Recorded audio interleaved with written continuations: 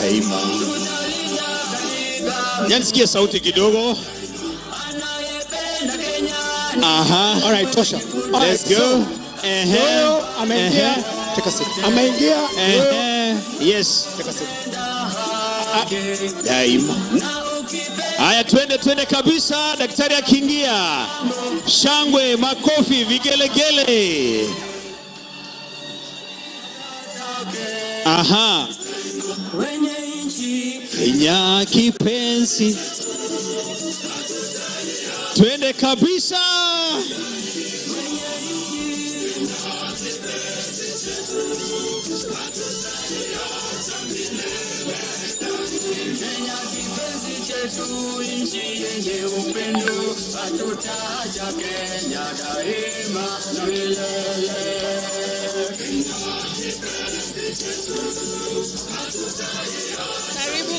Karibu mheshimiwa.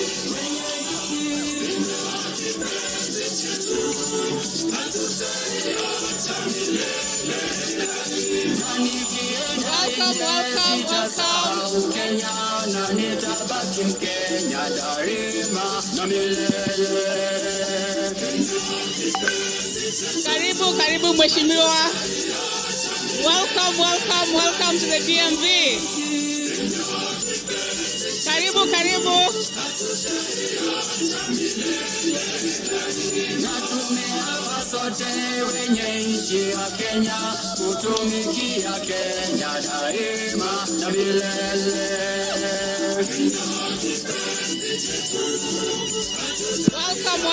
Welcome to the DMV.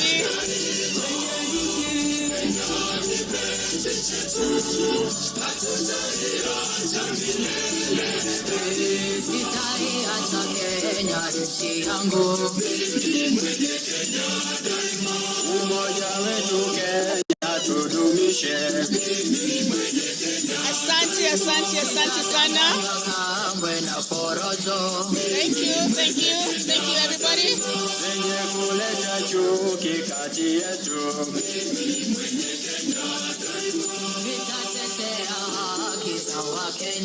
Thank you. Karibu mheshimiwa.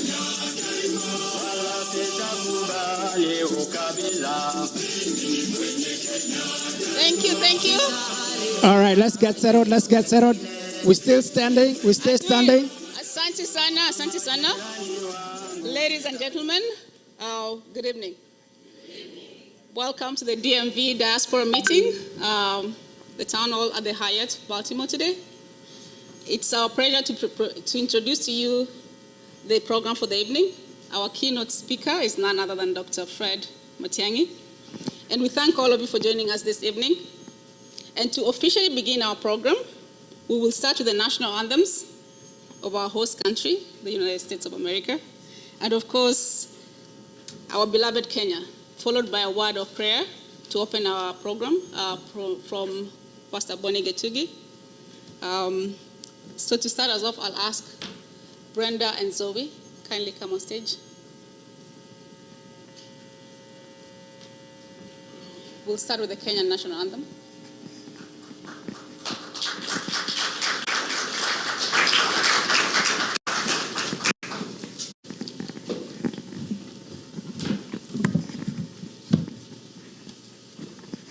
Good evening. My name is Brenda Nyaboke-Nyachio. Right. Now I'm going to sing the Kenyan national anthem.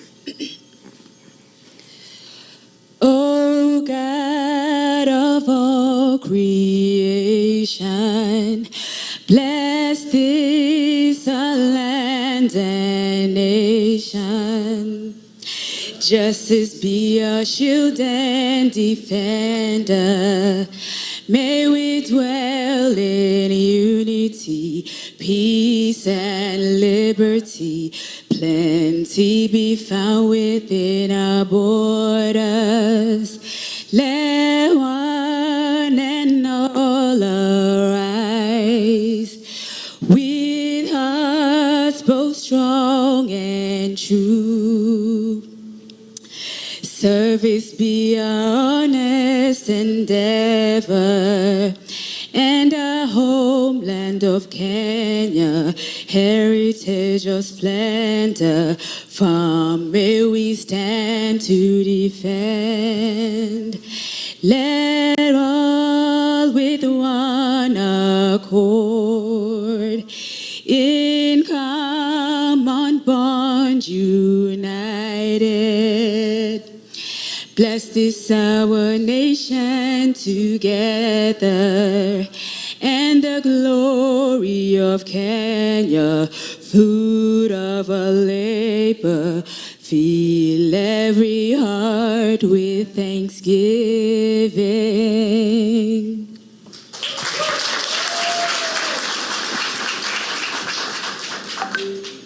I will be singing the United States National Anthem. Oh, say, can you see by the dawn's early light what so proudly we hailed at the twilight's last gleaming, whose broad stripes and bright stars through the periled fight o'er the ramparts we watch were so gallantly streaming, and the rockets' red glare, the bombs bursting in air, gave proof through the night that our flag was still there. Oh, say now that star-spangled banner yet wave for the land of the free and the home of the brave.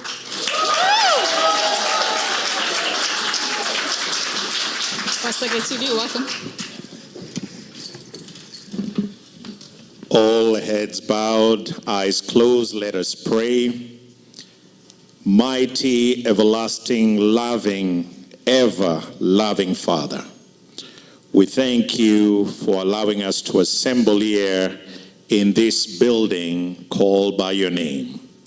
We thank you that, Father, after days and months of planning, this day is upon us. We thank you how we have begun, and now as we officially begin this program, may you not only hallow but bless this assembly. Allow every national discourse and discussion, speakers all the way to the keynote speaker, our beloved Dr. Fred Okengo Matiangi, that, Father, let this day go down in history as the start of a national discourse for Kenyans out here in DMV. May you bless everything that will happen here. And long after we leave, Father, may you allow traveling masses to all of us. Our country is at a crossroad. And Father, as we start this discussion in this side of the world, may you, what you find is true, noble and fruitful, may you bless it. Also things that you may find during our discussion and stay here that are not worthy in your presence, Father, forgive us, because we are feeble and fallen short of sin. But for what is good and you'll find profitable, may you bless it and hallow it. We thank you in all those good things and others that we didn't plan for, through the mighty name of your Son, Jesus Christ, who every knee will bow and every tongue will confess that is Jesus Christ. To God the Father be glory. Amen. Santa Sana. I had an opportunity to listen to quite a number of you, and because we have been interacting, many of you have become very close friends, and we are always engaging. I will explain shortly what I intend to do in the next 1 year, 1.5 years. I am going to be on a listening mission, just such as I am today, meeting Kenyans in groups of 100 to 150 maximum, to have conversations with people about our country and about the thoughts I have and what I think would happen in our country. I'm not doing so because I do not know or I do not have ideas of my own on what I think would happen. But I'm doing so because, quite frankly, I think a time has come for us to also change even the paradigms of how we manage leadership and how we engage public service, as it were. So I thank you very sincerely for this listening caucus this evening. That's how I'm looking at it. I have come here to listen. We need to change the top-bottom approach to public affairs where leaders talk all the time, we give lectures all the time as if we are the ones who know and others don't know, when in actual fact the people we are supposed to serve are yourselves, and you have ideas and you know what you want to happen to your country. But for the short time I'm going to be here, I'm very, very grateful to you, wonderful people, for the time you have taken to be here. I'm happy that I've met some of you I've not seen for a long time. I think the 2 years I've spent at the bank, I didn't have an opportunity to move around, obviously because of the constraints of work. But now, since I started having these listening activities in the US and having meetings, I met a group of about 100, 150 people in Atlanta, just like yourselves. The other day in Texas, and now today I'm meeting with you, mainly leaders from this general area. So there are many things I could say. But Kathy, you speak for me in more ways. And Dr. Gola, the same thing. You speak for me too. And I will try as much as I can, if possible, to respond to some of the issues that you have raised and some of the points you have. But let me begin at this particular with this, because I think I have a responsibility as a public leader to say that, or as an aspiring public leader to say that. Chinua Achebe, long time ago, before even some people in this audience were born, wrote a very small book entitled The Trouble with Nigeria. And the opening sentence of that book was, "The trouble with Nigeria is simply and squarely a failure of leadership." There's nothing wrong with Nigeria. There's nothing wrong with Nigerian water, Nigerian weather, or anything else. He said it's simply a failure of leadership. I think the first thing I would like to do tonight is something very practical that I've been dealing with in my own personal conversations with people since I came here. There are roughly, I think, about 300,000 or so Kenyans in the US, Balos, isn't it? About 300,000 Kenyans.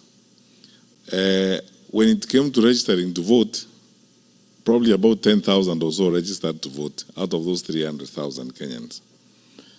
There are about two or three polling stations. And even then, when it came to the actual voting itself, I don't think 3,000 Kenyans voted in 2022. So let me begin by saying this to you. And even we, as the leaders or aspiring leaders, we can't love your money and the remittances that you're making, but we don't love your contribution.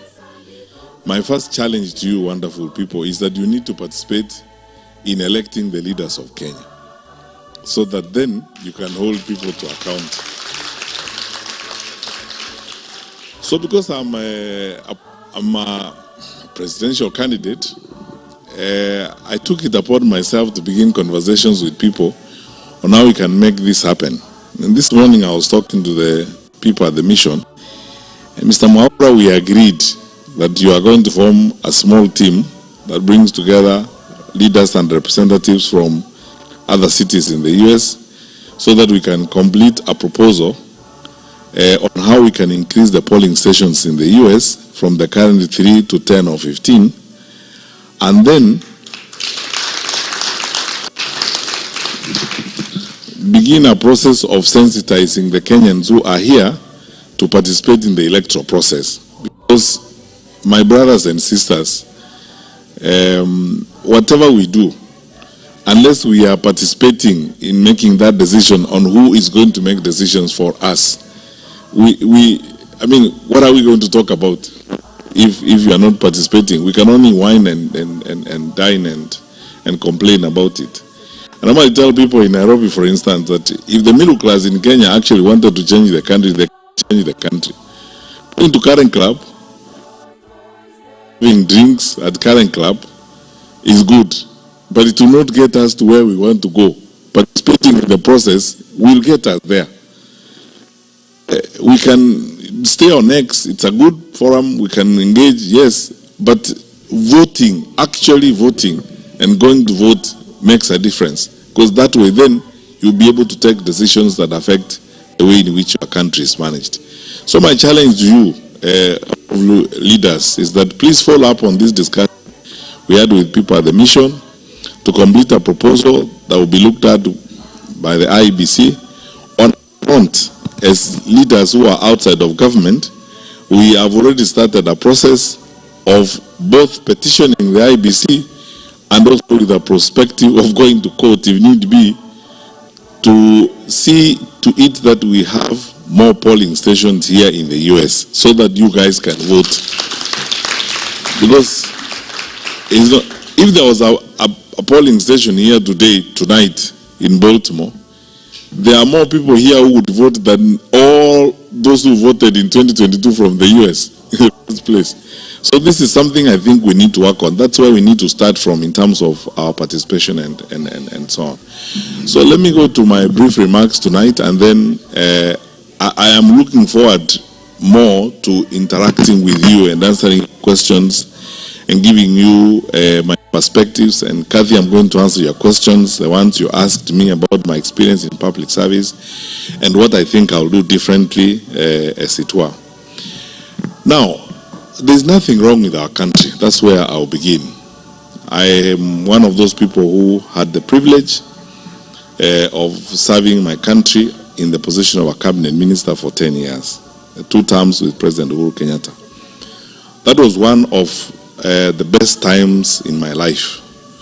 With all the challenges and the crises, in the Ministry of Interior, for example, 2/3 of the time you operate on adrenaline.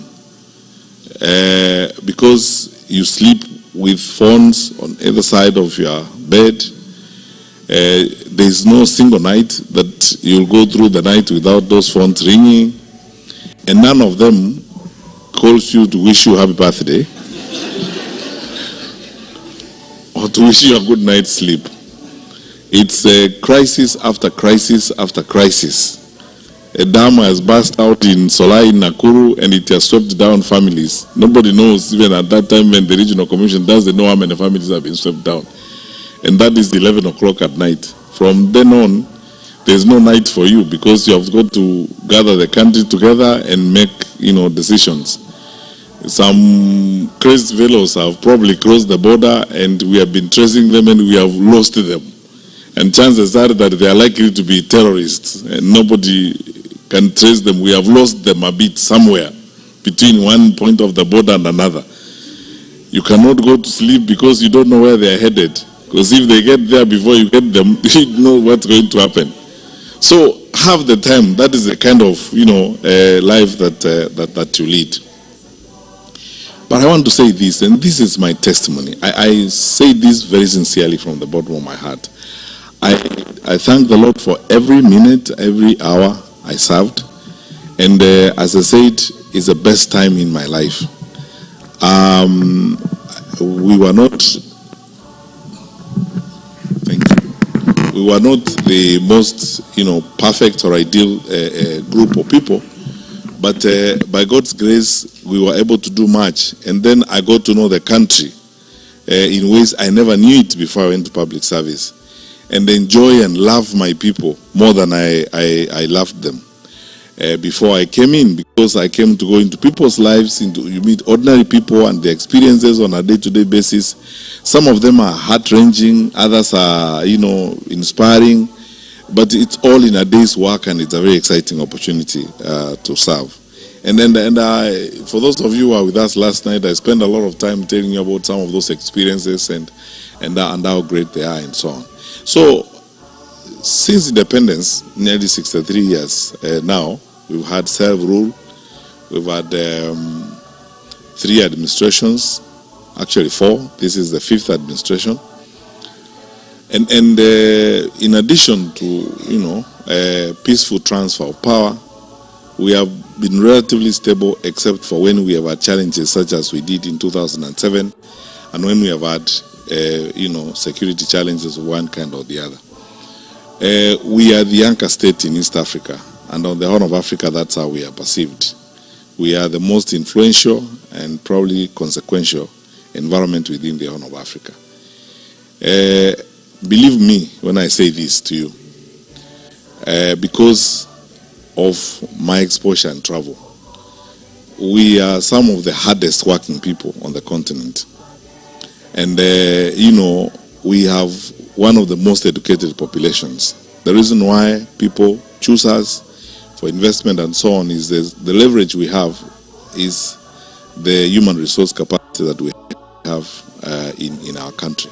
So by and large, because I always start by telling people that even when we have political contestations and challenges as a country and as a group of people, the last thing we can do is talk down our country, because our country is our only home on earth, and we have a patriotic duty and a citizenship responsibility to always ensure that we draw a line between country and the leaders or the administrations that will come and go and that will change from time to time. Our country, by and large, is okay. The fundamentals of our country, right from independence, are such that we could do even much better than we are doing right now, which I'm going to come to shortly. But I have to say this to you, and if I didn't, I will be lying to you. We have very fundamental challenges in our country right now. I, as somebody who has served before and served in a very sensitive responsibility, I hate to break it to you, but this is the truth. I think our country is very close to the cliff, and we are facing very, very serious challenges. When you see the level of violence in the country, when you see citizens hijacking a police vehicle and driving it around, the anger and pain and frustration down below is unprecedented. I have not seen it before. Those of you who have come from Kenya recently, you can bear me out on this. The population is angry, frustrated, and especially disappointed because of unfulfilled promises, constant piling of lie after lie, failure in critical sections of our society and our economy. The challenges we are facing now in the education sector, nearly chaotic. No one knows what's going to happen next.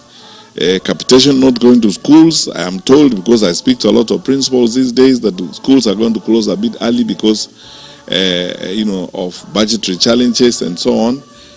All these are signs of state failure.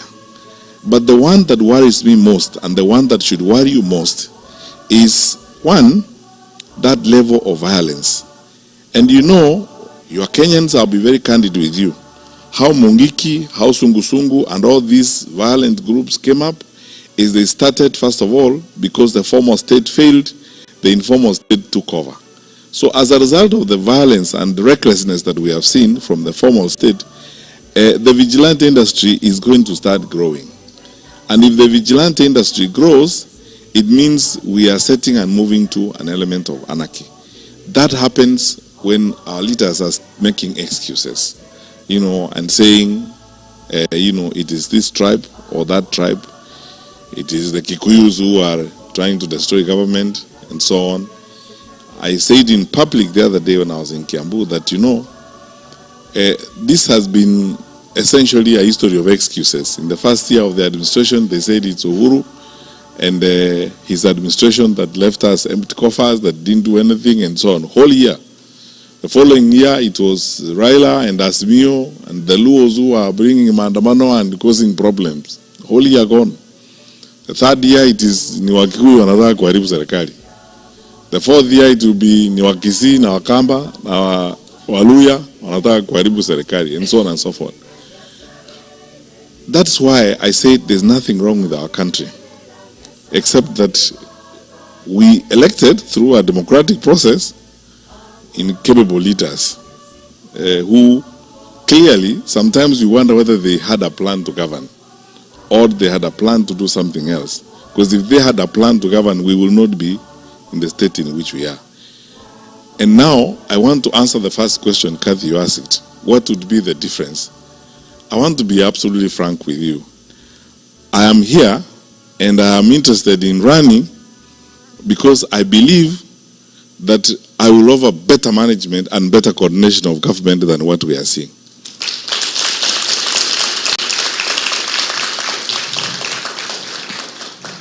And why?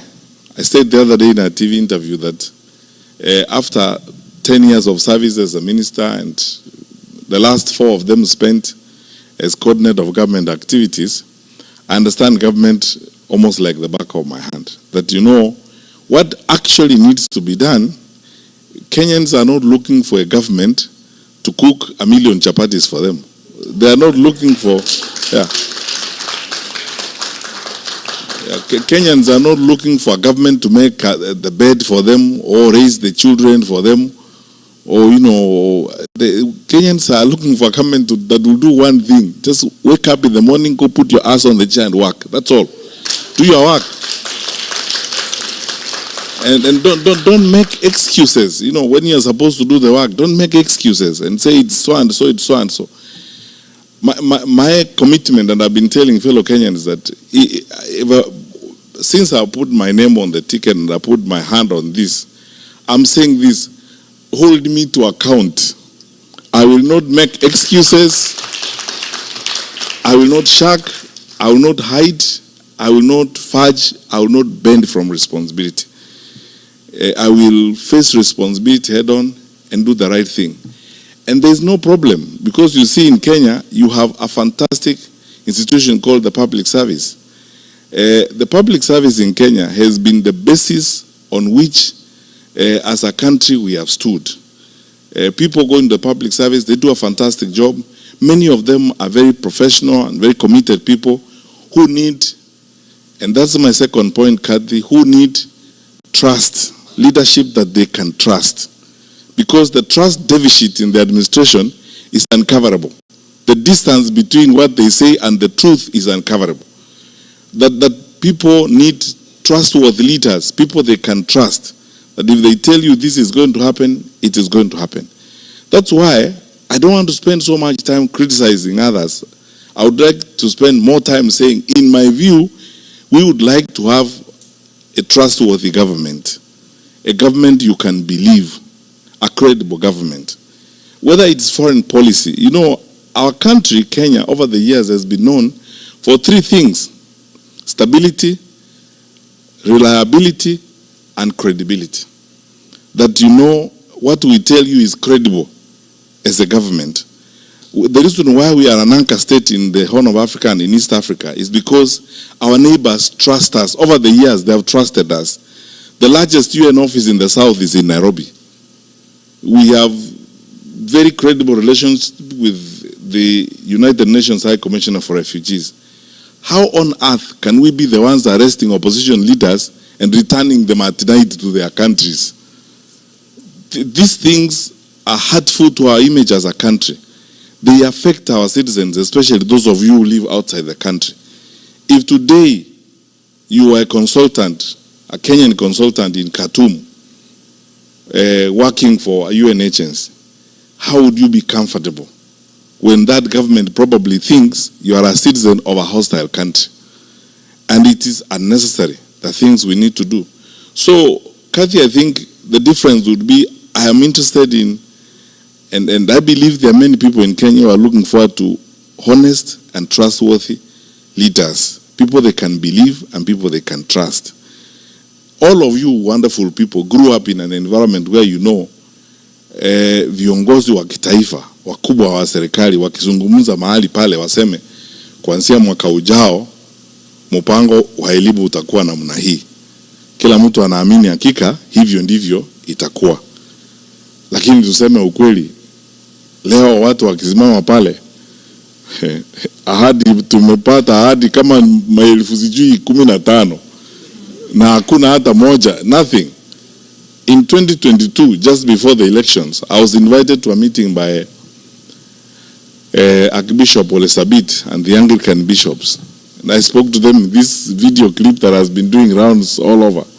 The bishops asked me questions about, the budget, saying 5 billion, 2 billion to see border, I don't know which billion is to who. They asked me, I said, these are lies. You're just being lied to. I said that 3 years ago.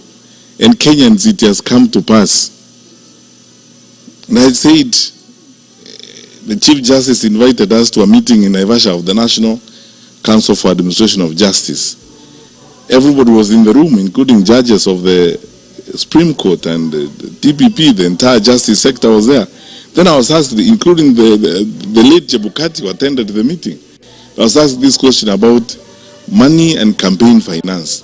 And I said, this wash business we are seeing here, some of these people doing well on the campaign trail are people who are on the Interpol list for wash and money laundering. If we are not careful as a country, we are going to launder into elective offices up to 40% of these characters. And we will pay a price for it. Today, my colleagues, those of you who are in the finance sector, we have been listed. 3 weeks ago, the EU also listed us as an insecure financial transaction environment. It has never happened since independence.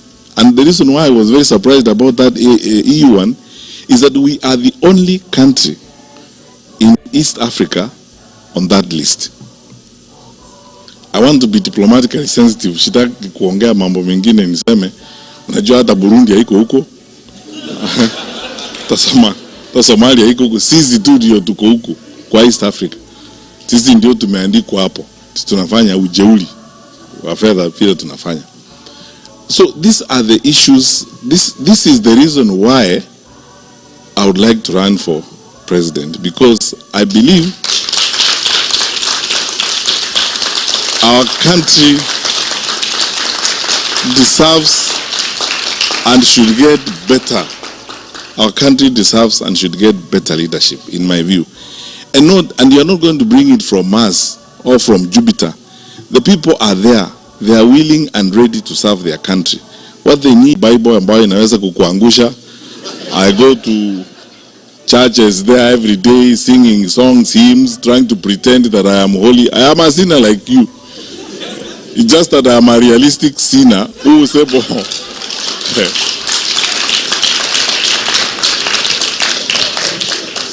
who would like to do his work and get his work done. That is it. Who will not make excuses when I'm supposed to deliver services, and who is willing to level with the people of Kenya and tell them the truth, as it were. We know when Gen Z happened, the demonstrations against Finance Bill 2024 in June 2024.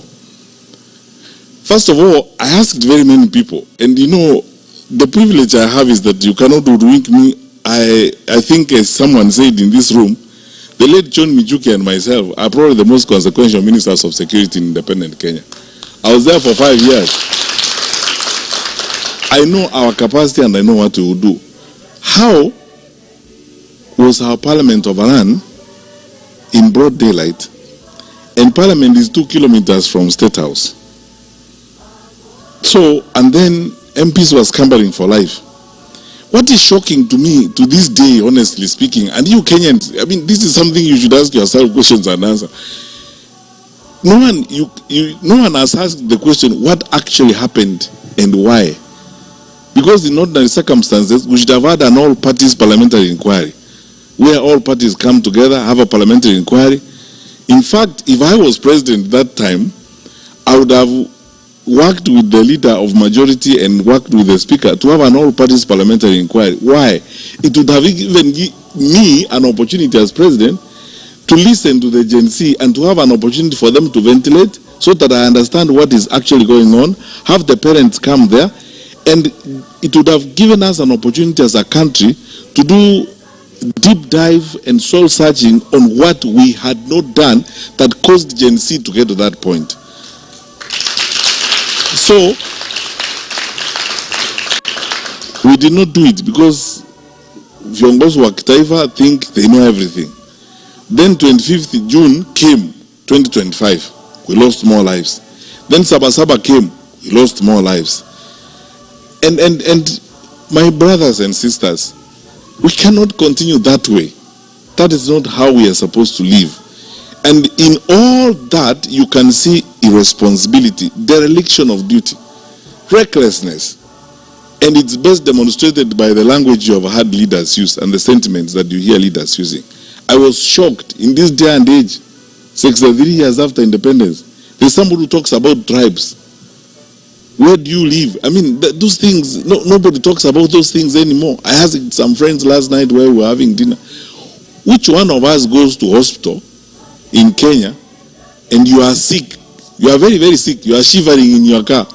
But then you ask people, please check on the list, what the tribal background of the doctor on duty before I go in.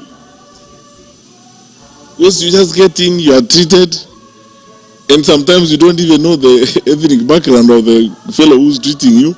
But until you are treated, you go away. Why should it matter? When you walk to a bank, for example, in Kenya, you go to Equity or a family bank, you want services, you go to the teller. You first of all ask, by the way, where do you come from? Before you ask your money. It's transactional. You just fill out your papers or you discuss your loan and you go away. It doesn't matter anywhere else. Why should it matter when it comes to making decisions on the leadership of the country? It's because some of us tuko na shida fulani sijui ni ya kurogwa ya huko nyuma, which we should never ever as a country accept. And that's why the young people in this audience who are listening to me, Gen Z,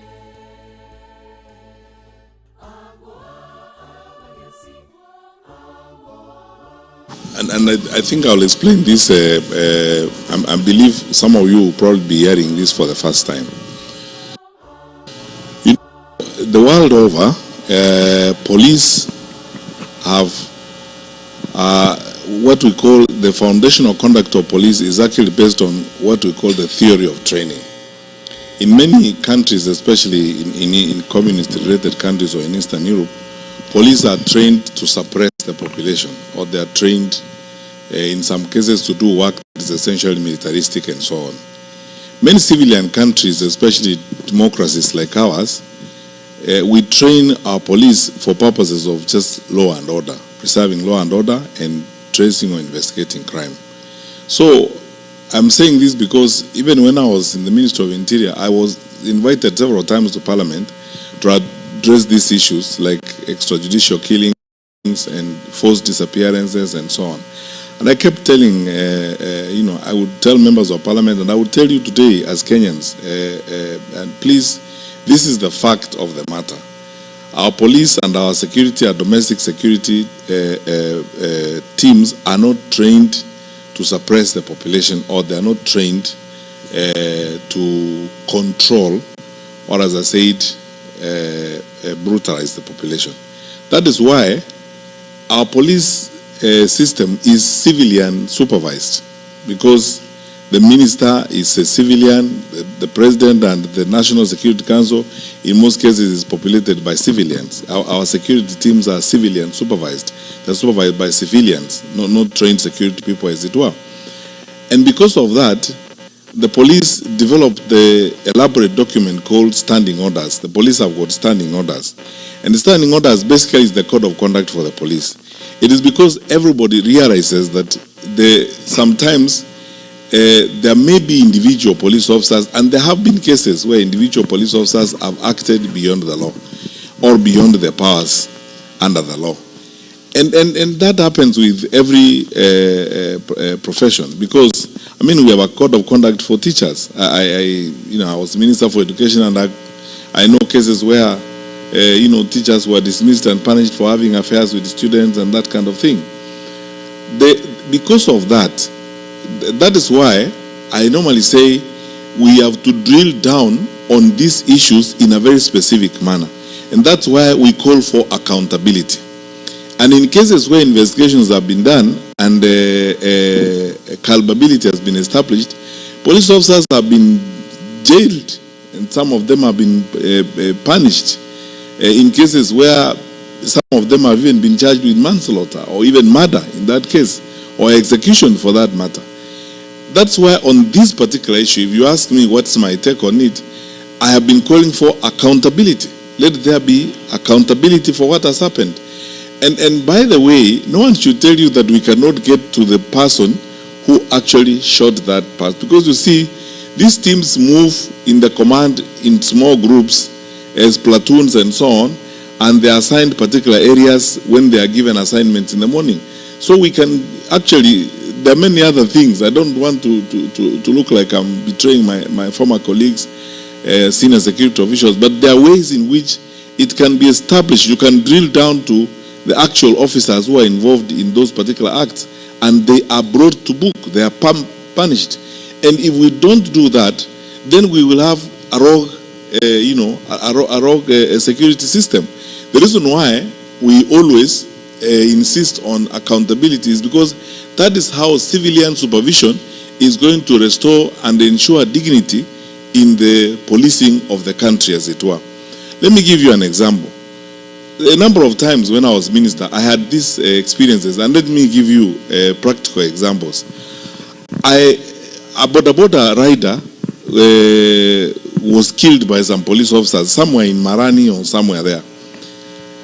And then I was invited to, because the matter became, problematic, so we were invited to investigate the issue. I went there with the Inspector General of Police. There is a unit we used to call the Internal Affairs Unit. And we drilled down to a point of actually getting the people who are actually involved in that particular incident. So it's possible, it's very possible to drill down to the respective incidents and ensure this is done. What is my take on how Gen Z are expressing themselves? I don't know of what kind of country we want to have where people don't express themselves. I've given this example before, and please, if you don't mind, you can indulge me, I give this example. When I went to education, I used to insist in schools, when I'm going to schools, especially for Parents' Day meetings, that let us now listen to even the students. Because, the general tradition of conducting affairs, in schools is you have a Parents' Day meeting, and, everybody, tunakura pilau, people stand up and go, and the students don't say a thing. Yet, actually, we have gone there for students. Educators in the room, like Dr. Weja know, that listening to the voice of that is where inclusion begins and ends. So, I went to one school, and I told the principal, I want to listen to the students, give them a mic, let them also ask questions. And this girl asked a question, almost drove me to tears, when she looked me in the face and said, and this is a girl who was in Form 3 or Form 4, told me, Minister, we work so hard in some of our schools. There are schools where people steal exams wantonly. And we know the basis upon which people are admitted to the Faculty of Law or to medicine and so on is on the basis of the grades they have. Now, those of us who are not able to steal exams are disadvantaged. What are you going to do to ensure that this does not happen? We were being called to account by our children, as it were. What is going on, honestly speaking, is something we can deal with less force, less arrogance, and so on, because there is nothing unusual or nothing extra that is being asked. What this is voice, the Kenyan population, they may be young, they are voicing themselves, they are saying concerns and raising issues. Why don't you address those issues, as it were? And then find answers. Where we don't have answers, we can confidently say we don't have the answers, or bring them on board. That's why I've been saying we must be as open as possible, because we chose democracy. Why did we choose democracy? We don't want to listen to each other. We chose democracy. That's where I think personally I have a problem.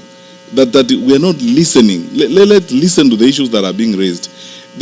Some of the issues that are being raised by Gen Z are straightforward matters that you can see, like recruitment and so on. If you need 200,000 shillings or 300,000 shillings today to get that letter of employing a teacher, 300,000 or 200, where are these guys going to get that money? And this is what they're asking. They're asking for, equity. They're asking for objectivity, meritocracy, and these straightforward issues. Why should we even debate them in the first place if we are serious people, in our society? So my view is, and then that is a position I've held for a long time. It's not just for this circumstance. let us listen to one another. Let us listen to the younger part of our population. And I noted the other day in an interview that 70% of the Kenyan population, 70%, 7 out of 10 Kenyans you will meet are below the age of 35. So, the 30% are the ones now sitting on these 70%, as it were. And if we are serious people, honestly, and I believe we are, shouldn't we be spending our energy and time on this 70% of the population? And if we are serious about what we believe, and these are the people who should be investing more of our energy, because this is the way the country is going to be in the future. Some of us are facing the door. These ones are coming in. Isn't this the part of our population that we should be spending time? And when they ask questions, we brutalize them, or we think it's not necessary for them to ask the questions. So my view is, and lastly on that particular matter, there are many things I will, when I release my manifesto, I'm going to point out, for example, a program that I would like to encourage Kenyan leaders to espouse. You guys are living in the US. You know something called the White House Fellows Program. The White House Fellows Program is one of the most famous programs that has trained leaders in this country. You know, young top interns who intern in White House who end up becoming leaders who do great things. Of course, the most famous intern was Monica Lewinsky for different reasons, for the wrong reasons. But you see, I would like, for example, I have been writing a program with my colleagues on my campaign team to develop a program like that in Kenya, if I had the opportunity myself to be president, and then replicate it 47 times in every county. Imagine how many young people you will bring into leadership through that. And then train them. Lastly, people forget one thing, by the way. The Matibas, the Kibakis, the Uhurus who ended up becoming president, they started the experiment or the opportunity when they were 20-something years old. So why are we stopping them? Yeah, why are we stopping them? I mean, where are we going to get leaders from? Sasa tunakaa sisi tukae huko mpaka tukuishie huko, then what happens?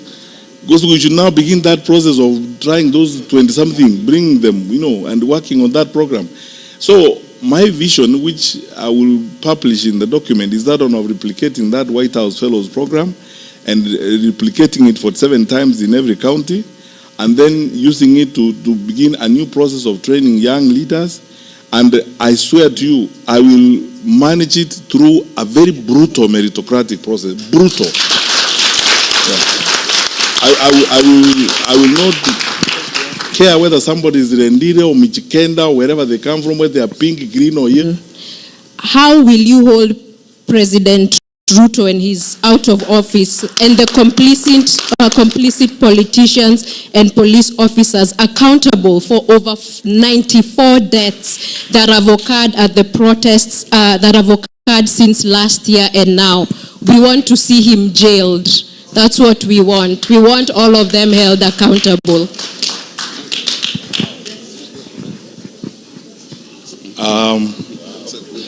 This is why maybe next time we have a meeting, we should start with them. Yeah. So that, first and foremost on this matter, I believe very strongly, by the way, in accountability. That, you know, for every action that you engage in when you're in public office, I believe in accountability.